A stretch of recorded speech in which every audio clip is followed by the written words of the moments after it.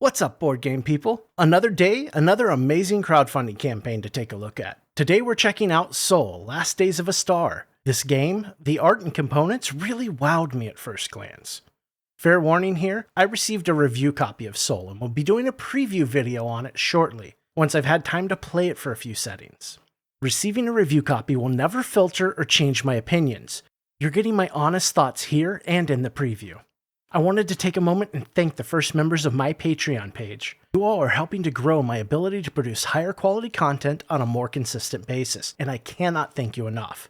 And I wanted to extend a special welcome to General Iroh, who has dealt a mighty flesh wound to the FOMO beast. And now on with the show. In Soul, up to 5 players can take control of the fate of the world surrounding a dying sun. Solar harvesting infrastructure has failed and gone into ruin. The arcs, containing a fraction of the population of each world, are stranded and without power to escape the gravity of the star. All players must send sundivers into the inferno to repair enough infrastructure to transmit power to their arcs and escape. Soul Last Days of a Star is a passion project assisted by Elephant Labs to bring the game to production. It is, in their words, a game about end times. It's also a game about hope. It's a game about how even in the face of total annihilation, there's a drive to find a way, no matter how narrow, to escape doom and live another day. You have no control over the chaos you find yourself in the midst of, but you have the tools to effect an outcome that might just save your people. The game lasts 45 to 90 minutes and can be played in a semi-competitive mode or a co-op mode. Solo play is even possible, practical, and looks to provide you just the right amount of challenge. Your mothership will orbit the star, allowing you to launch sundivers and convert them to structures to aid in your escape, or allow you to spend energy on more sundivers. Strategy comes in with the fact that anyone can make use of your structures, and while constantly orbiting, you must do what you can while those structures are within reach. Be warned though, the more you ask of the fragile star, the closer you push it to the brink of collapse, and the more you'll feel the results of your actions. Alright, let's take a look at the different pledge options here. This is a reprint campaign that comes with a few options. For each pledge level, there's a pledge for Australian backers only. Make sure you're getting the correct pledge. At $25, they're offering the Sundiver pledge, which comes with the wooden insert only. At $65, you get the Mothership pledge that contains a copy of Soul, The Last Days of a Dying Star only. At $85, the Arc pledge will grant you a copy of the game and the wooden insert. Above this pledge level, you get only multiple copies of either the Mothership or Sundiver pledge. At $260, you get 4 copies of the game. And at $340, you get 4 copies of the game with the wooden insert. There are no add-ons for this campaign. You can get everything you want through a pledge level. There are no stretch goals for the campaign either. This is purely a reprint with a small addition of a quality wooden insert. The game has not been available en masse for quite some time, so we're all getting a second shot at adding it to our collections.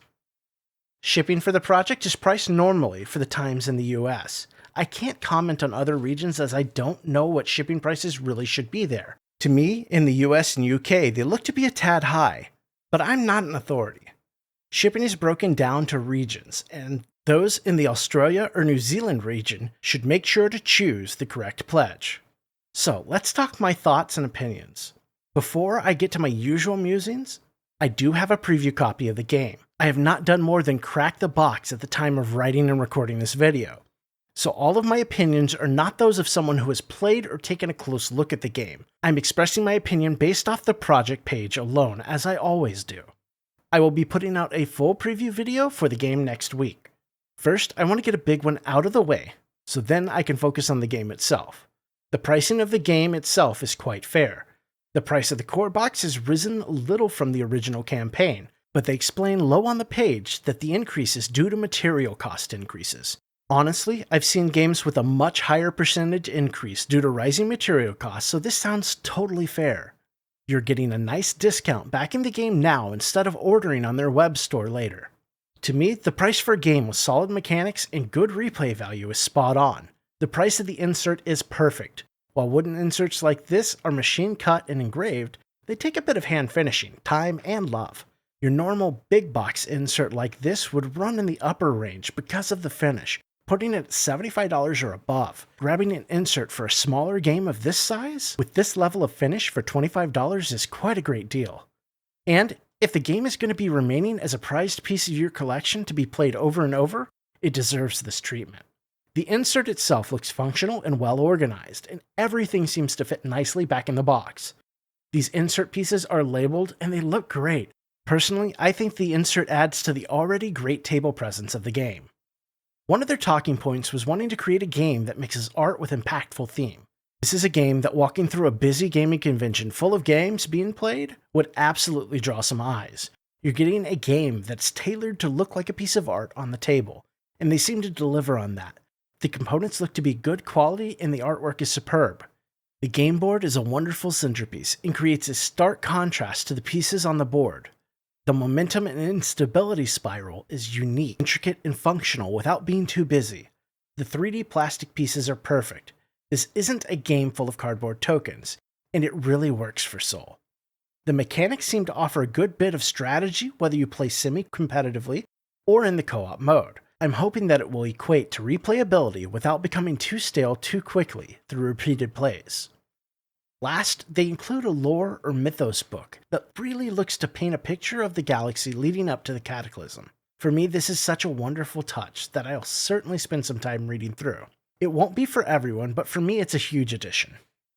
I think if you're looking for a game that will really stand out on a game night, not taking the focus for a full night, but more as a filler game that will potentially put some jaws on the floor at first sight, and definitely spark conversation and get some strategic thinking rolling, Soul: Last Days of a Dying Star should be a perfect fit for you.